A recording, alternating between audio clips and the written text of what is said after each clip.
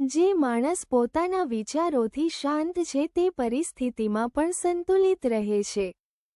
A person who is calm with મહેનત એ એવો આધાર છે જેના પર સફળતાની ઇમારત ઊભી થાય છે. hard work is the foundation on which the build. જે માણસ બદલાવ સાથે ચાલે છે તે સમયથી પાછળ નથી પડતો. The man who moves with change does not lag behind. આત્મવિશ્વાસ વગરની પ્રતિભા પણ ઘણીવાર અજાણી રહી જાય છે. Talent without self-confidence often remains unknown. જીવનમાં શીખવાનું કદી બંધ ન કરો, કારણ કે સમય કદી થંભતો નથી.